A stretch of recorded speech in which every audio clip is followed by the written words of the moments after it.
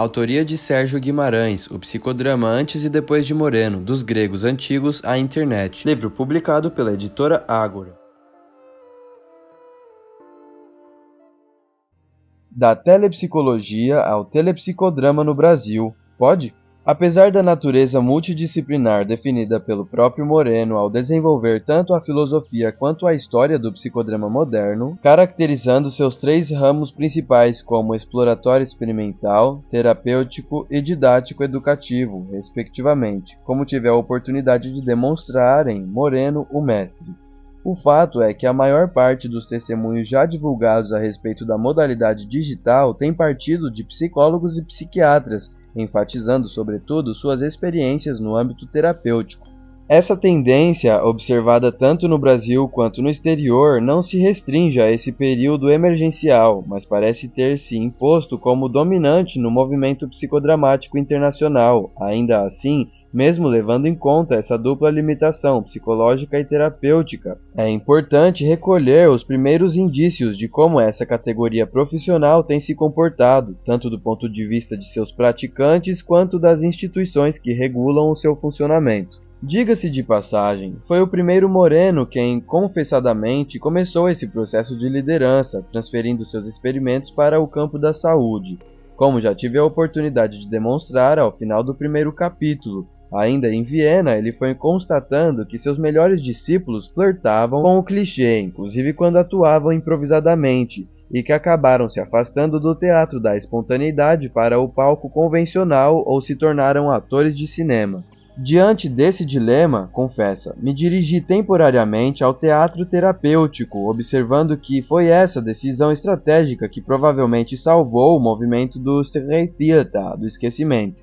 Se a essa declaração acrescentamos outra, também de Moreno, o argumento se completa. É o que ele afirma em seu O Teatro da Espontaneidade, informando que o teatro do psicodrama tem origem no teatro da espontaneidade, o qual de início nada tinha a ver com terapia. Também é fato que, depois de ter tentado durante 10 anos introduzir e consolidar seus instrumentos fora do âmbito terapêutico nos Estados Unidos, suas experiências só ganharam estabilidade a partir de 1936, ao abrir seu teatro de psicodrama dentro do sanatório de Beacon.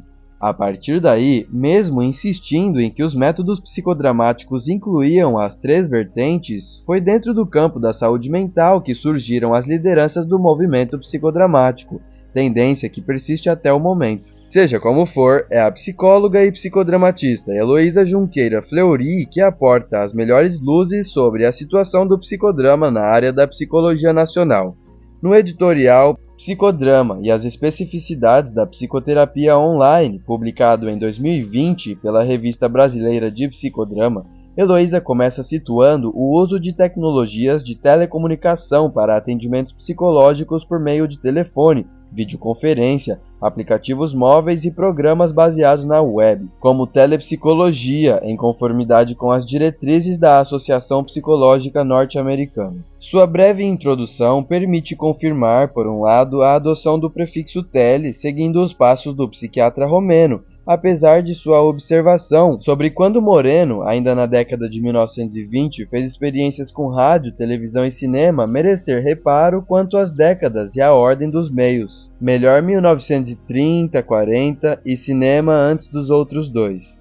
Por outro lado, reconhece merecidamente o pioneirismo de Pamplona da Costa, juntamente com Carlos Barbosa, por suas contínuas experiências na gravação de videopsicodramas e telepsicodramas. Já quanto à pergunta formulada por Heloísa Fleury sobre se podemos emprestar o termo telepsicodrama para o atendimento psicoterapêutico online, a resposta só pode ser positiva desde que não se restrinja o uso do termo ao âmbito estritamente terapêutico. E também é graças à síntese editorial de Heloísa Fleury que logramos tomar conhecimento mais preciso sobre a postura, conservadora, acrescento, do Conselho Federal de Psicologia, que em 2000 vetou o uso do atendimento terapêutico mediado pelo computador, por ser uma prática ainda não reconhecida pela psicologia, exceto em projetos de pesquisa, permitindo em 2012 o atendimento do cliente temporariamente em trânsito ou impossibilitado, e só em 2018 autorizando com restrições essa modalidade de atendimento.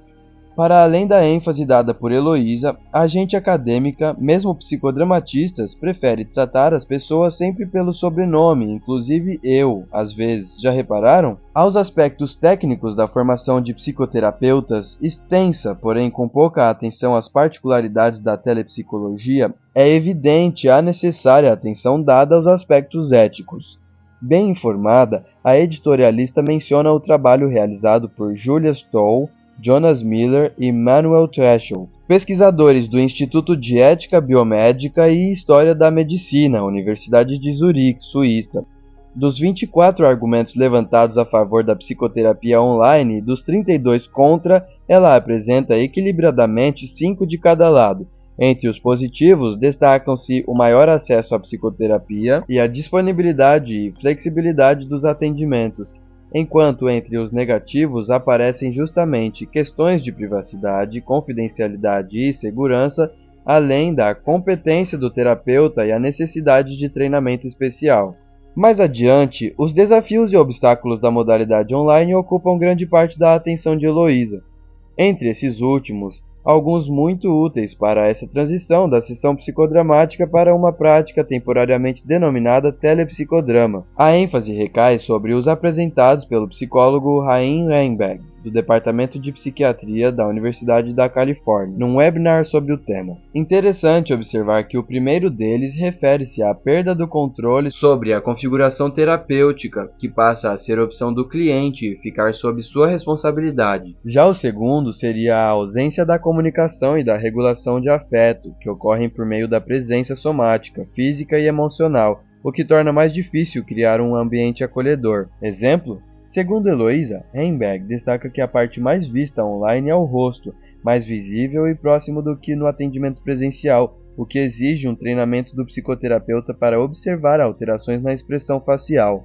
Heloísa Fleury segue nesse sentido, opinando acertadamente que a criatividade será mais produtiva quanto mais estiver apoiada nas especificidades dessa nova configuração terapêutica. Como conclusão, a editorialista volta ao psiquiatra de Beacon, informando que os relatos em fóruns de discussão apontam, como perspectiva futura, a atualização, no século XXI, do ideal de Moreno de utilizar mídias de comunicação como instrumento para tratar a humanidade. Quem sobreviver, verá.